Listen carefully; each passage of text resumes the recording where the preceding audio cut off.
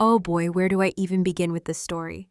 It's like a punch to the gut, So meet our main character. Let's call him Alex. At his own brother's wedding, can you believe it? They didn't just forget to save him a seat. No, they went full-on scorched earth on his entire existence. In front of what felt like a million people, Alex's own father dropped a bomb. He wasn't even theirs. He declared no warning, no shame, just a wave of cruel laughter washing over Alex. It was like they erased him right there in that moment. But the real kicker, the gut-wrenching truth that they'd been rewriting his story for years. Those little lies, the deafening silence, and now that Alex had finally found his voice, they were scrambling to shut him down. Ever felt that kind of betrayal, that cold shoulder from your own blood? Buckle up, because Alex is about to show us what happened next. He slid the keys into the ignition of his beat-up car, a sense of grim determination hardening his gaze. For the first time in 20 long years, Alex didn't wait for permission, didn't flinch at the phantom hand that always seemed ready to stop him. The air conditioning wheezed its last breaths as he backed out of the country club parking lot, the headlights cutting through a thick haze of pollen and the encroaching twilight. Behind him, the wedding party raged on those fairy lights shimmering in his rearview mirror like distant, unattainable stars. Strangely, no tears came. Not yet. Alex drove in a suffocating silence, his jaw clenched so tight he could practically hear the bones grinding. His fingers trembled against the steering wheel, the sound of his father's voice, that casual cruelty echoing in his head. "We picked him up literally off someone else's porch," he'd said with a booming laugh, like it was some charming family anecdote. Not a verbal grenade that had just blown a gaping hole through Alex's chest in front of 200 wedding guests. Of course, the car's low fuel light blinked on, adding insult to injury. Alex pulled into a rundown gas station on the very edge of town, the kind where the flickering sign buzzed louder than the ancient pumps. He didn't bother going inside. He just needed to sit to draw a ragged breath. His phone buzzed, "Mom." He let it ring, the sound a shrill accusation. Again it rang. This time it was Maya, his sister. "Are you seriously doing this right now?" Her voicemail snapped, dripping with ice. "This is Ben's big night. Don't make it about you." "About me," Alex scoffed, the sound hollow in the stale car air. He leaned back, letting his head fall against the worn seat. The memory of the reception crashed over him, a physical blow, everyone clapping as his father toasted Ben. Maya's beaming, oblivious smile, as if nothing earth-shattering had just occurred. Not a single person had spoken up for him. Not one. Especially not Maya. The picture of perfection, the golden child who never put a foot wrong. But she had known, hadn't she? The sideways glances, the nervous laughter. She'd been in on it. Alex turned off the ignition. The silence inside the car roared louder than any wedding music. Was he even surprised? He thought back to last Thanksgiving. He'd spent the entire day slaving away in the kitchen while everyone else laughed over board games and football. When he finally sat down to eat his plate, was stone cold. No one noticed. Or maybe they did, and just didn't care. He was always the helper, the fixer, the "can you grab that girl?" Not a daughter, not a sister, just available. He remembered that flat tire years ago on the way home from his second job. No one answered his frantic calls. Ben called back 3 days later, not to ask if he was okay, but to announce his engagement and demand Alex's help. Finding a photographer. Yeah, this wasn't some new development. The wedding had just thrown a harsh spotlight on the truth. Alex had been desperately trying to ignore for years. He wasn't family, not to them. His phone buzzed again, a text from Lisa, another sister. "Hey, sorry about earlier, but Dad's just like that. He doesn't mean anything by it." That line, that dismissive shrug that families weaponize to excuse the inexcusable, that's just how he is. Alex typed and deleted a dozen furious replies before finally tossing the phone onto the passenger seat. He didn't owe them an explanation. He didn't owe them anything. For 20 years, he'd twisted himself into whatever shape they needed, canceled vacations, skipped birthdays, lent money he knew he'd never see again. He'd held their babies, cooked their meals, cleaned up their messes that weren't his. And still, they'd made damn sure there was no seat for him at their precious table. The night had deepened, the oppressive heat giving way to a cooler breeze. Alex cracked the window, staring up at the moon, full and bright, as if daring to shine down on such a desolate night. What now? The thought barely formed before an old memory surfaced, a whisper from Grandma Evie years ago, just before she passed. "You don't have to earn your place, Cal," she'd said, her voice frail but firm. "Not in a real family. Real love doesn't come with conditions." At the time, Alex had thought she was just being sweet. Now he wondered if she was the only one who had ever truly seen what was happening. He started the car again. He didn't know his destination, but it wouldn't be back to that house. Not tonight, maybe not ever. A green highway sign flickered in the distance, northbound. Maybe it was finally time to follow that road trip he'd always dreamed of. The one he kept pushing back because someone always needed him for something. Maybe it was time he stopped being needed and started being known. As he merged onto the freeway, the faint strains of wedding music faded completely behind him. He adjusted the rearview mirror not to check for traffic, but to look at himself. Still here, still breathing, still him, whatever they thought, whatever lies they clung to about where he came from. He would decide where he went next. And this time, he wouldn't ask for their directions. By the time the dashboard clock blinked past 11:42 p.m., Alex was somewhere on the northwest side of the city. The gaudy wedding lights a distant memory. He didn't have a specific destination in mind. All he knew was that home, the house he'd grown up in, was the last place he could bear to be.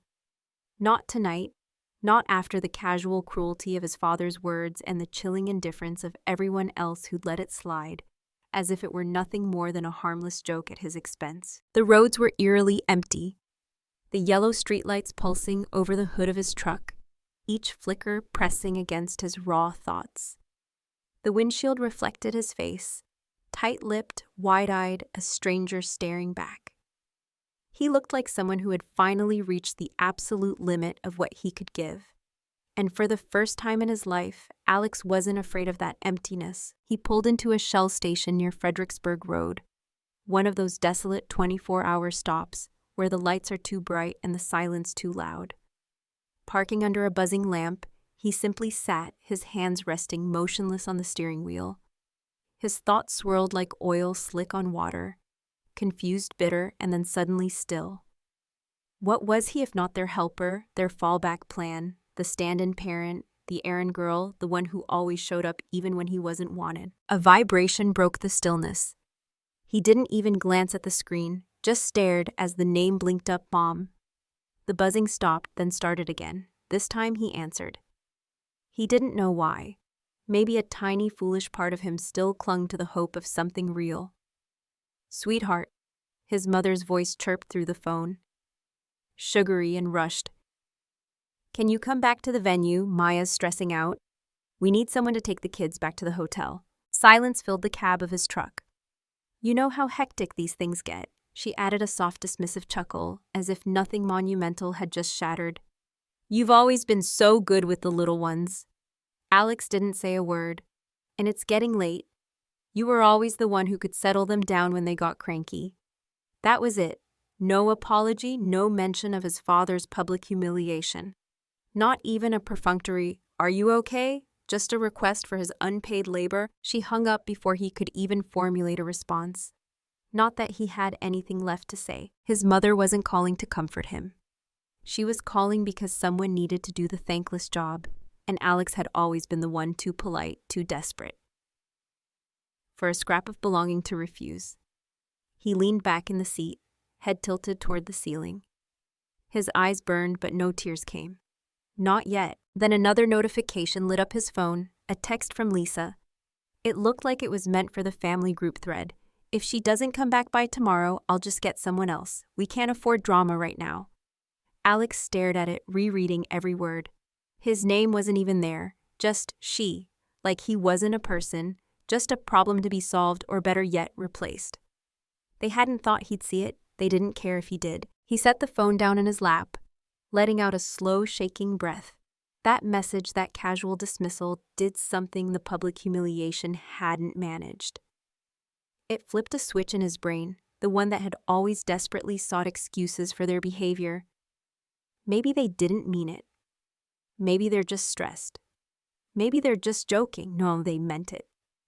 Every word, every silence, every sidelong glance, they all meant it. Alex's mind replayed every single time he'd stepped in, every wedding he'd helped plan, every birthday party he'd catered, every debt he'd quietly paid off when someone couldn't cover rent or utilities.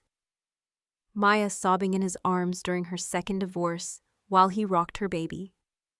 Lisa constantly asking for rides to appointments, help with her taxes, her mortgage paperwork.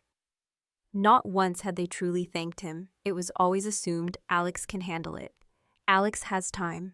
Alex doesn't mind. They didn't see him. They saw a service. He rubbed at his temples, a dull ache spreading behind his eyes. His apartment wasn't far. When he got there, he tossed the keys onto the kitchen counter and headed straight for the small hallway closet.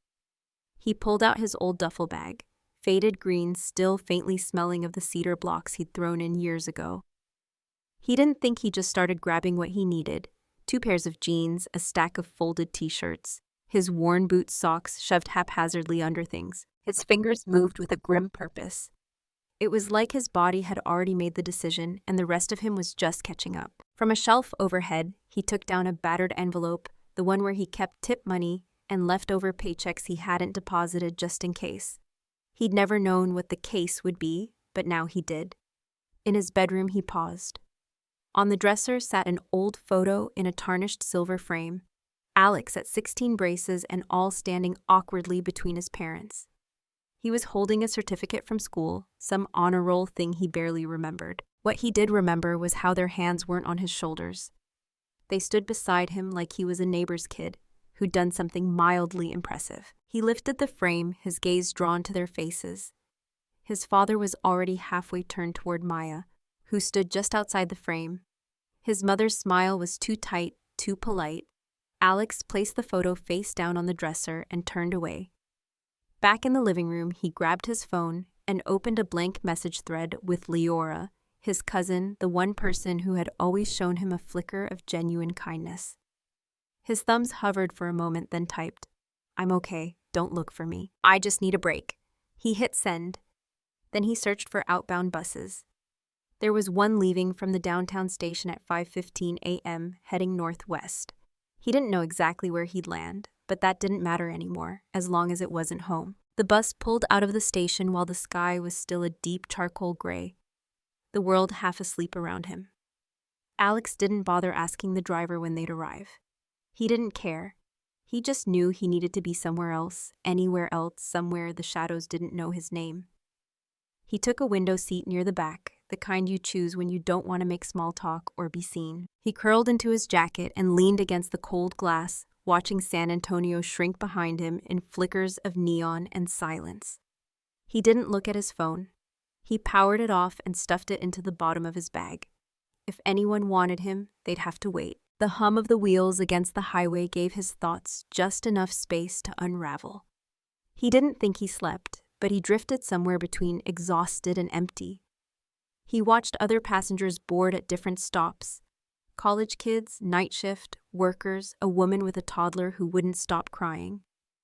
None of them looked at him, and for once that was exactly what he wanted.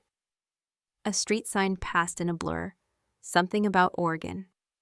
He didn't even register the town name, and that's when it started, that memory. He thought he'd buried too deep to matter. 4 years ago, winter. He was in the garage digging through bins for the Christmas lights. It was freezing. He remembered because his breath came out in little clouds, and his fingers were numb even through his gloves. His father had barked at him to be useful and find the green and gold light strings, the ones Maya liked. Of course he'd opened the wrong box. There it was, a plain manila envelope, thin but heavy with meaning, no label, no markings. He should have put it back right then, but he opened it, inside a stack of paperwork. His name printed on the top sheet, adoption records, legal signatures, a date that didn't match his birthday. He remembered standing there for a full minute, eyes locked on the paper as his ears rang, and then his mother's voice coming from behind him. "You find the lights yet?" He'd shoved the envelope back into the box, closed the lid, and never mentioned it again. That moment had sat inside him like a rock too heavy to carry, too terrifying to throw away. Until now. He blinked back to the present. The bus had stopped at a small-town gas station. People were stretching their legs, buying warm sodas and peanut butter crackers. Alex stayed in his seat. No appetite, just the bitter taste of betrayal coating his tongue. They knew his parents. Lisa, maybe even Ben and Maya. They knew, and they chose silence. No wonder they looked right through him all these years. He wasn't one of them. Not really. Another memory surfaced slower this time. Softer Grandma Evie. In her final days, the last person who treated him like he mattered beyond utility. He remembered sitting at her bedside, her hand resting over his papery but warm. She'd looked at him, her eyes clearer than he'd ever seen them, and said, "You've got a quiet strength in you, Cal. Not like them, that's not bad." She'd called it just different. At the time, he'd thought she meant he was more introverted, more measured, maybe a little old-fashioned, but now he wondered if she'd known if she'd wanted to tell him the truth without betraying the ones who raised him. Maybe that was her way of giving him a warning or a blessing. She passed 2 days after that. He never forgot how she looked at him, like he was his own person, not theirs. The bus rolled on, the sky began to lighten, a soft lavender glow stretching over the hills. Alex pulled a tattered notebook from his bag and started scribbling. He didn't know what he was writing, but the words came anyway. I don't belong to them, and maybe that's a gift. The pen paused. His hand was steady. For the first time in what felt like forever, he wasn't reacting. He was deciding. He closed the notebook and leaned back. The window was fogged now, but through it he saw the outline of trees, dense, dark, and unfamiliar. Then a sign appeared in green peeling paint. Welcome to Oregon. Alex sat up straighter as if the seatbelt had just loosened. His pulse didn't race, it slowed. Something uncoiled inside him, a name he hadn't answered to in years. Cal echoed in his head, and for once it sounded like someone worth knowing. He didn't have a plan, not a map, not a job, not a friend within 300 miles. But he had breath. He had space, and he had no one waiting for him to carry their mess. He pressed his hand to the cool window and smiled just barely. It didn't feel like he'd run away. It felt like he'd finally arrived. The wind off the coast hit him like a bracing truth. He hadn't escaped them. He'd finally found himself. But even as his boots touched the wet pavement of Astoria, a quiet fog clinging to the rooftops like secrets that never lifted. He knew he hadn't walked into some fairy tale of reinvention. This wasn't a rebirth. It was survival in a new skin. The town looked like something out of an old postcard. Shingles darkened by rain storefronts with peeling paint. Fishing boats bobbing on gray waves in the distance. It didn't promise anything except solitude. And that was enough. Alex rented a room above a bar that smelled perpetually of whiskey-fried shrimp and many unspoken regrets. The floorboards groaned under every step, and the radiator hissed with what sounded like disapproval, but it was his. No family photos, no expectations, just 4 walls, a window, and a silence that didn't demand explanations. He found work by sheer chance. The cafe was tucked into the corner of a sloped intersection.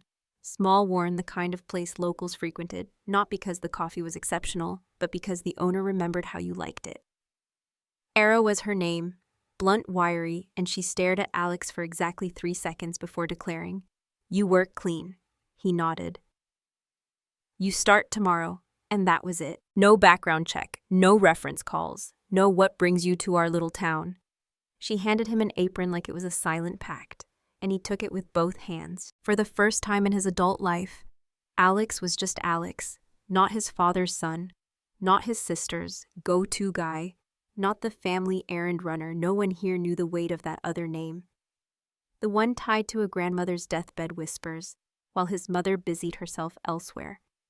It felt strange and steady all at once.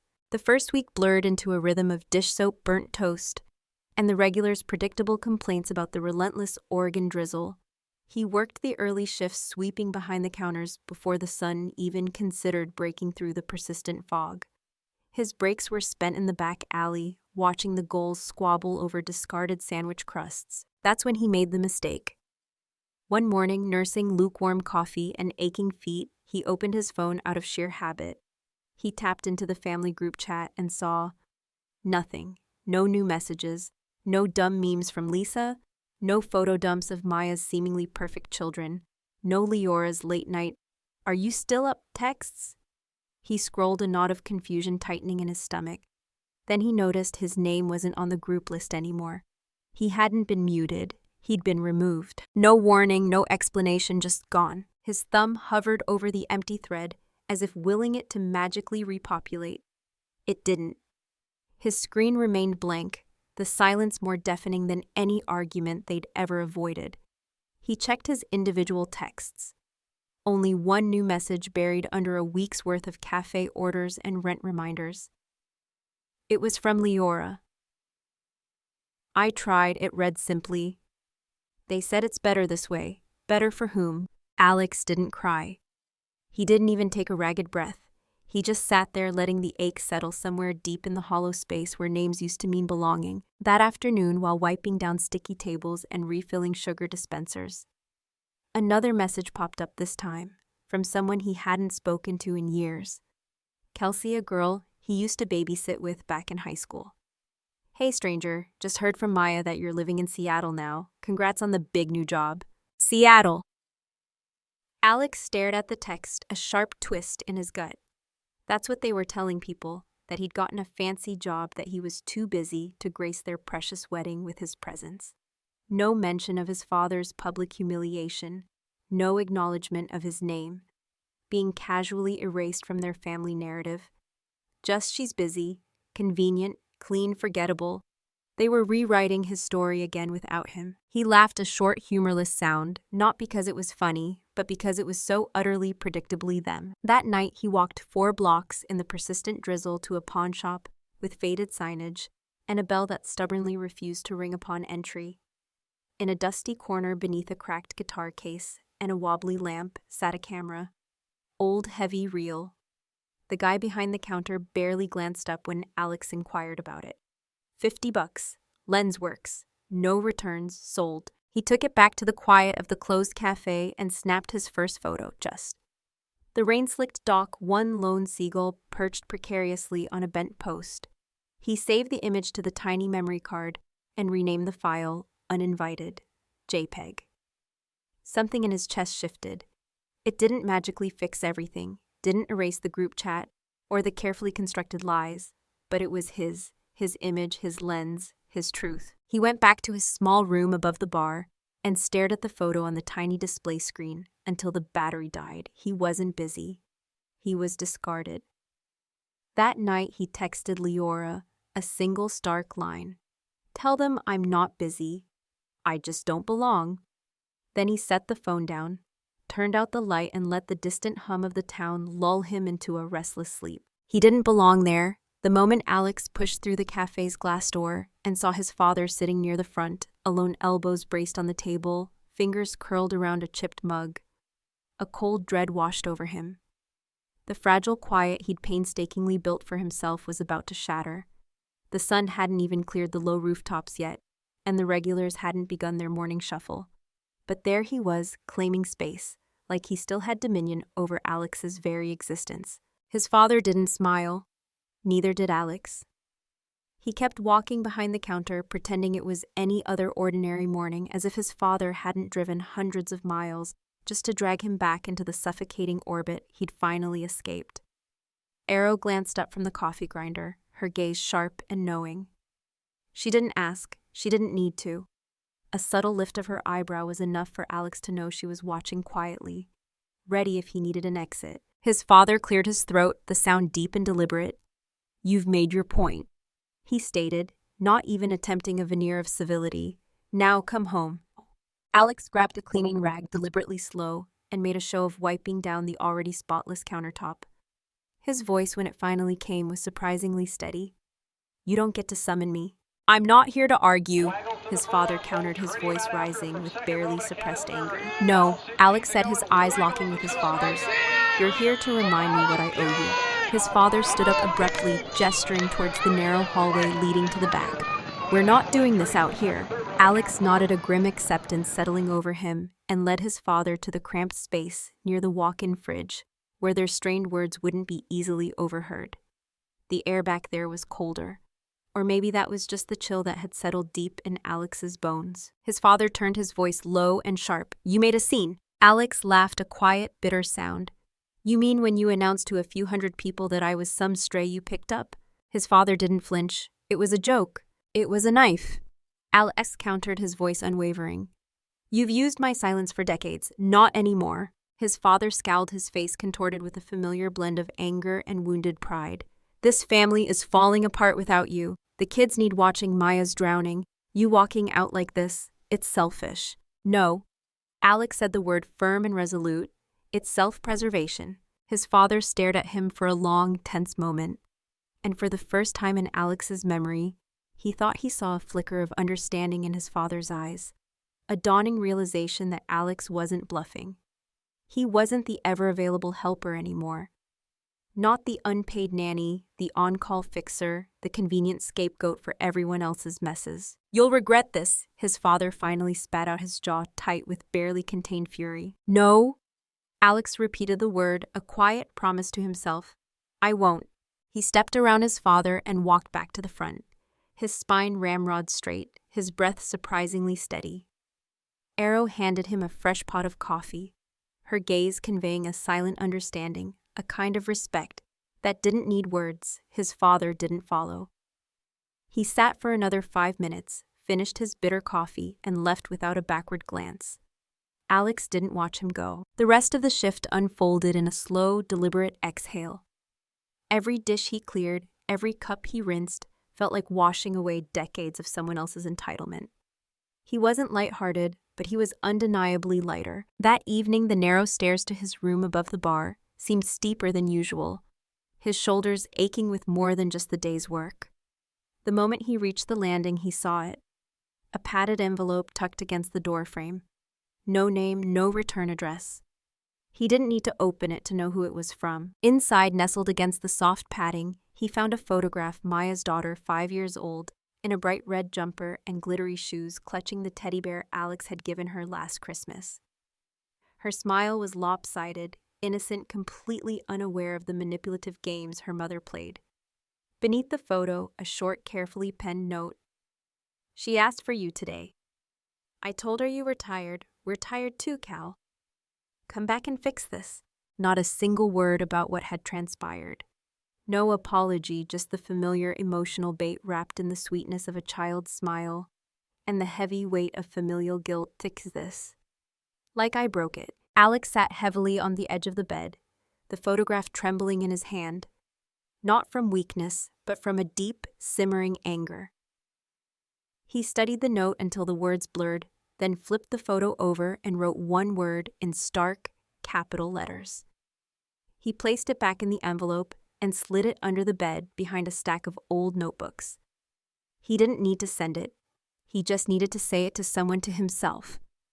The silence that followed wasn't hollow, it was whole. Later that night, he retrieved his camera and walked down to the deserted dock. The sun had just dipped below the horizon, casting dramatic streaks of burnt orange across the still water. The tide lapped gently at the weathered pylon, slow and steady. He snapped a photo of the empty pier. No people, no distractions, just the way the vibrant sky seemed to fold into the dark, silent sea.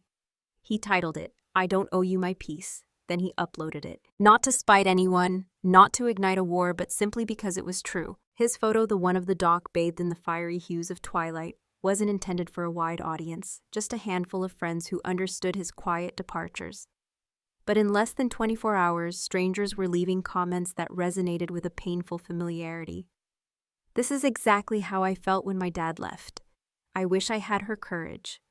Some called it haunting, others called it healing. Alex hadn't planned on saying anything publicly, but maybe silence was just another way they'd trained him to disappear. So when Oren, a retired photography teacher who ran weekend classes out of the local community center, emailed him, Alex almost didn't open it. The subject line read, "Your voice deserves walls." Inside, Oren invited him to show his work at a local exhibit the following weekend. No theme, no resume needed, just the raw truth. Alex replied with a simple, "Yes," not for attention, not for revenge, but for the oxygen it offered his stifled spirit. He titled the series Framed Out, a phrase that encapsulated every unsaid word, every swallowed emotion of his life. He printed 5 photographs, each one a silent testament to a different kind of wound. The first, a dimly lit dining room, a long table set for 6, with one chair conspicuously empty. No caption. Just the potent silence. The second, a stark silhouette of a woman standing alone outside a brightly lit house window, while blurred figures inside danced under strings of festive lights. Her face was obscured, but the palpable ache in her posture spoke volumes.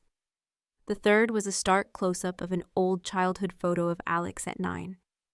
Someone had carelessly scratched across his face years ago, rendering him almost unrecognizable, and no one had ever bothered to replace the print. That felt brutally honest now, so he left it that way. The other 2 images were more recent, one of a hesitant hand reaching towards a closed doorknob, frozen mid-action. The last, and his personal favorite, a pair of worn boots standing at the very edge of the vast, indifferent sea, unmoving, defiant. Opening night was a modest affair, folding chairs, paper cups of cheap wine.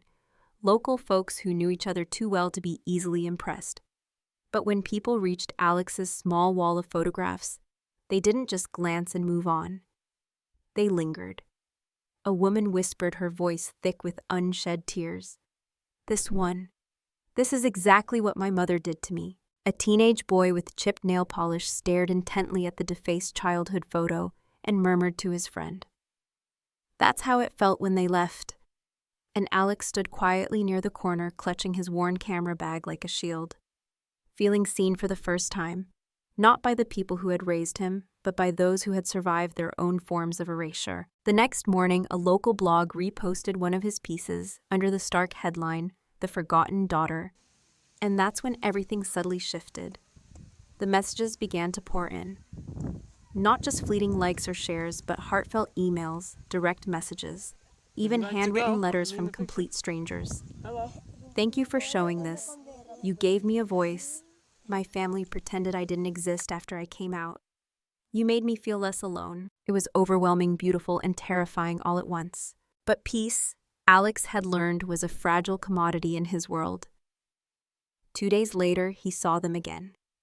His father and a man in a sharp navy suit were parked in a nondescript car across the street from the cafe. His father's arms were crossed tightly over his chest, his face a mask of grim determination, while the other man's eyes coldly scanned the storefront. Alex didn't venture outside Arrow, ever observant. Caught his gaze and raised a questioning eyebrow. Alex shook his head once slowly. "If they ask for me, I am not here. They didn't come in, they just waited." When they finally drove away, Arrow handed Alex a thick envelope they'd left behind. "No note," she said, her voice neutral. "But the other guy gave me his card. Said you'd know what to do." Inside, nestled amongst official-looking documents, was a legal declaration form. If Alex signed it, he would be voluntarily relinquishing any and all claim to family inheritance or property retroactively. No lawyer was listed on his behalf. Just a blank line for his signature and the ominous phrase to avoid future familial dispute. So this was their next tactic. They weren't just writing him out of their story. They were trying to burn the very page he'd been written on. Alex took the envelope upstairs that night, setting it on the small scarred desk beneath the window. He didn't touch it for a long while, just stared at the stark white paper. Then he reached for his camera. He photographed the letter. No edits, no filters, just the cold, hard reality of it. He uploaded it with a simple caption. "If I never belonged, why are they still trying to make it official?" He left it up for 5 minutes. That was long enough. It had already been seen, already saved, already passed along like a quiet flare in the darkness. Then he deleted it. Some things aren't meant to live forever online. But some truths don't disappear just because you click a button. He sat in front of the small cracked mirror after that legs folded beneath him, face bare. He looked older, not necessarily tired, but defined. His jawline seemed sharper, his gaze steadier. They were done pretending he was family. Good, because he was finally done pretending he needed them to be whole. He reached for his camera again, the worn strap soft against his skin. "If they can't define me," he whispered to his reflection, "then I'll show them who I really am." The first message hit his inbox before sunrise. "Is this you?" it read. Followed by a blurry video thumbnail. Alex didn't recognize the name. Just a generic profile photo of a sunset and a user handle he'd never seen. He hesitated for a long moment before clicking. And then the screen loaded. There he was, outside the cafe, locked in a tense, bitter standoff with his father. The angle was crooked, undoubtedly shot through the grimy, cracked blinds of the storage room window. His own voice echoed back at him, too clear for comfort. "You just pretended I mattered, until I didn't." That line, raw and exposed, sliced through the air like a blade. It was him, but not the carefully constructed version of himself he ever wanted strangers to meet first. The video was posted in a local community Facebook group, Coastal Watchers Astoria area. The inflammatory caption read, "Local woman berates her elderly father after he drives hours to reconcile." The comments section erupted, a digital battleground of assumptions and judgments. Some were dripping with sanctimonious sympathy for his father. "She sounds so ungrateful. He just wanted to talk. What kind of daughter speaks like that?" You can practically hear the entitlement in her voice. Others thankfully saw beyond the carefully cropped narrative. "Y'all don't know what went down before this clip. She doesn't owe him forgiveness just because he's older." But regardless of which side they landed on, everyone had an opinion, and Alex's name was now pinned to a public wall, a target for their collective judgment. Arrow didn't mention the video the next morning, neither did Oren. But the way they looked at him, their gazes softer, more deliberate, spoke volumes. At noon, while restocking oat milk, Oren rounded the corner and simply asked, "You okay?" Alex wanted to say yes, but he wasn't entirely sure anymore. How to be okay and visible at the same time. He nodded a small, uncertain gesture. Getting there. After work, he sat on the back steps of the building, trying to breathe through the relentless noise on his phone.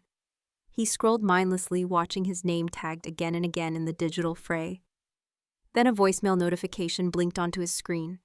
It was Aunt Janelle, her voice carrying its usual syrupy sweetness, laced with just enough subtle judgment to curdle it. "Hey, sweetheart, I know you've got a lot going on, but I was surprised you didn't RSVP to Maya's wedding. Everyone thought you were coming. Maya said you must have just decided not to.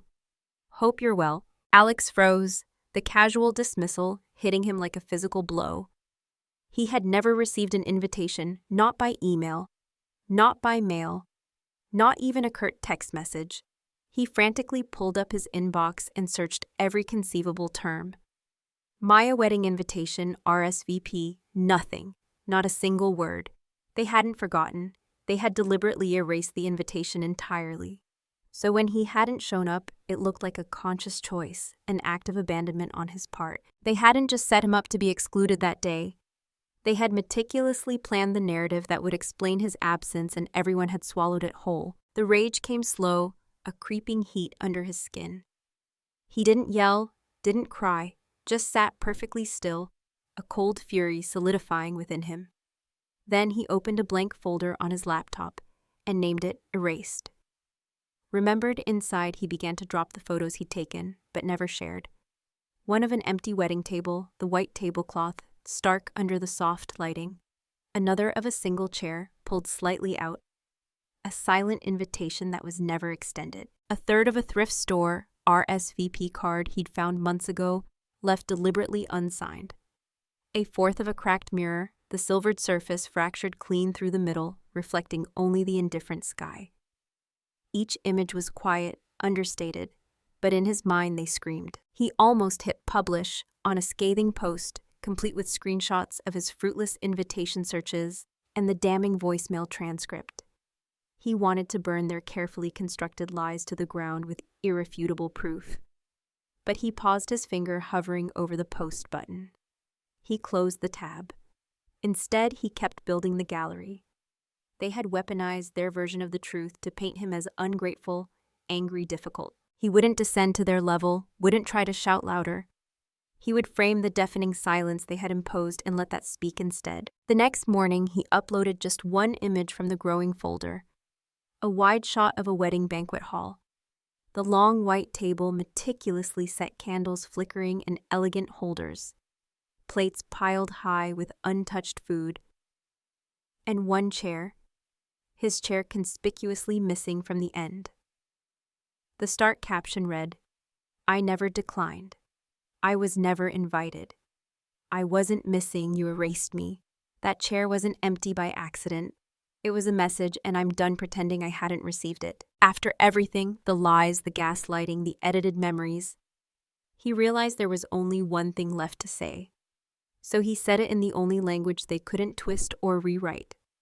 He uploaded the photo set at midnight. No individual captions on the images themselves, just a single stark post with the hashtag, "Forgotten Daughter."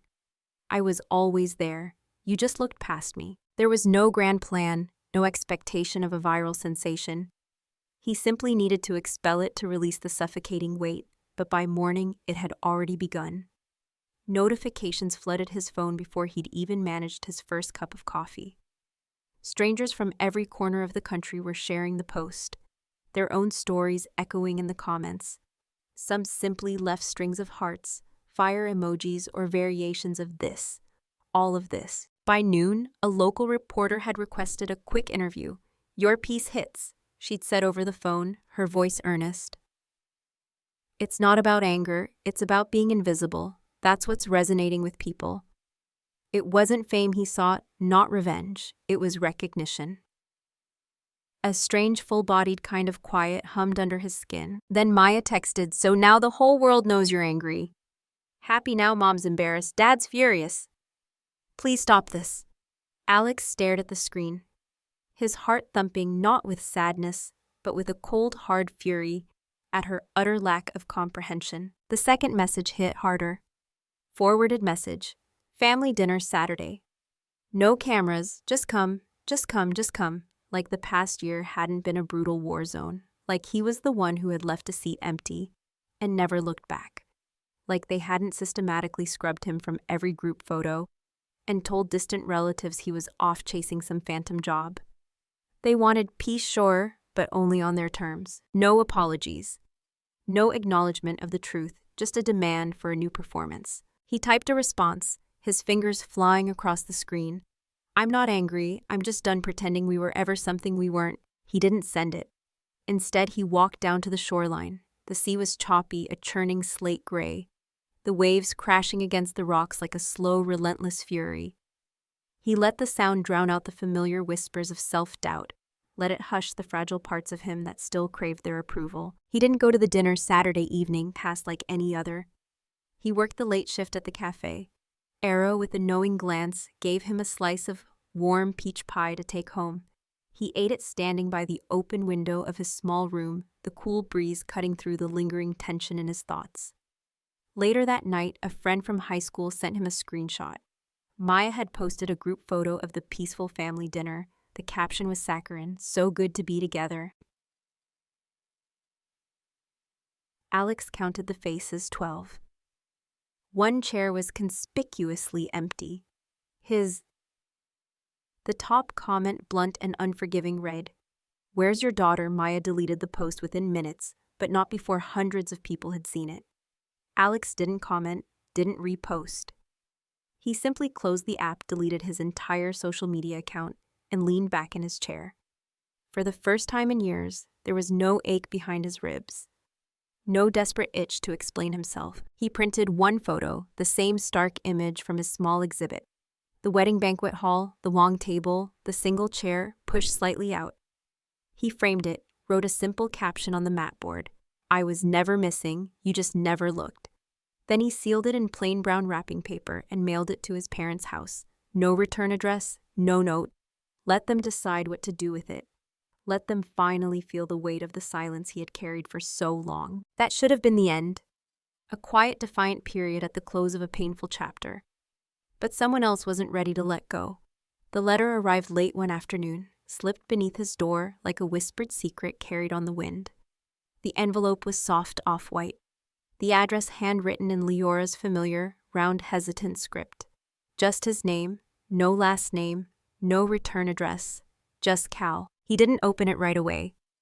He let it sit on the worn counter while he made a cup of tea, wiped down the already clean kitchen sink, rearranged the same 3 paperbacks on his small shelf.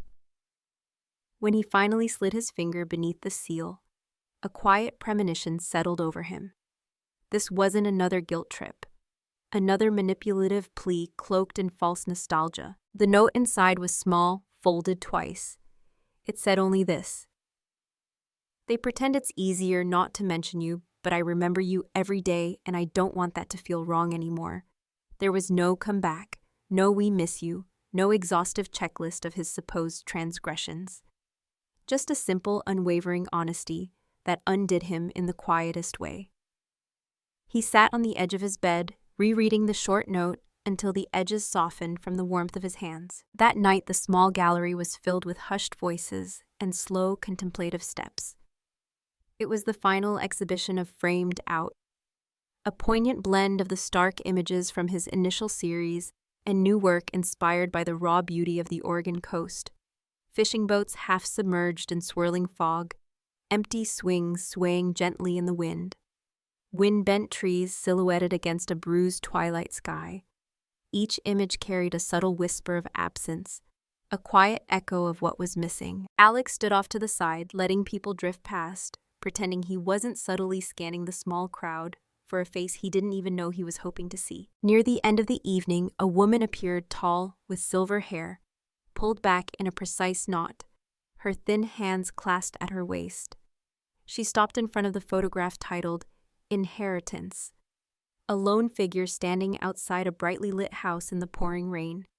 She didn't reach for her phone, didn't take a brochure, just stood and looked, a profound sadness etched on her face. When Alex tentatively approached her, she turned, met his eyes for a fleeting second, then walked out into the night before he could utter a single word. The gallery assistant, a young woman with kind eyes, came over and murmured, "She told me she knew your mother, said there were things she should have said a long time ago." Alex didn't chase after her. He didn't need to. Whatever long-held secrets she carried weren't his to unlock. But it meant something. Knowing that someone else had seen, had wondered, maybe had wanted to speak up all those years ago and hadn't. Back in his small apartment, the floor still vibrated faintly from the bass thumping through the bar below. But he didn't mind anymore. He learned to live with the noise both inside and out. He had clients now, his photography finding its own quiet audience online. He hosted a weekly art circle for teenagers who didn't quite fit into the neat little boxes their parents had drawn for them. They painted, they talked, and sometimes they just existed together without the need for explanation. He didn't chase healing anymore. He was slowly, deliberately building it. One rainy afternoon, he finally opened the small box he'd been avoiding. Inside lay the brittle adoption papers. The edges of the childhood photographs still slightly charred Leora's simple, heartfelt note. He held them not with the familiar ache of the past, but with a newfound sense of agency, choosing what he wanted to carry forward. He took the adoption paper out back behind the building, placed it carefully inside a cracked terracotta pot, and struck a match. The small flame was clean contained. It curled the fragile edges of the paper like a slow exhale, then turned everything to soft gray ash. That wasn't denial, it was release. Later, he sat by his small window, watching the harbor lights blink back at him, amber reflections dancing on the rippling water. In the distance, gulls coasted low, skimming the edges of everything. People would always say he walked away, but the truth was far simpler. He just stopped standing still. Sometimes the most courageous thing we can do is walk away from the version of family that breaks us and build a life where we finally feel whole. Calder's journey wasn't about revenge or demanding recognition. It was about the quiet, arduous process of reclaiming the fragmented pieces of himself that had been buried under layers of silence, guilt, and roles he never chose. He didn't win by shouting louder. He won by being unflinchingly honest with himself and eventually with the world. And maybe that's the most valuable lesson here. You don't have to keep returning to a place where you weren't loved simply because it's where you came from. Your voice, your truth deserves to be heard, even if it means creating your own space to speak it. So let me ask you, have you ever felt erased by your own family? Have you ever been pressured to maintain a false peace at the cost of your own voice? I genuinely love to hear your thoughts and experiences in the comments below. Let's create a space where those often unheard stories can finally be acknowledged. And if Calder's story resonated with you even in the smallest way, please don't forget to like, share, and subscribe for more powerful real-life inspired stories every week, because here your voice finally gets to matter.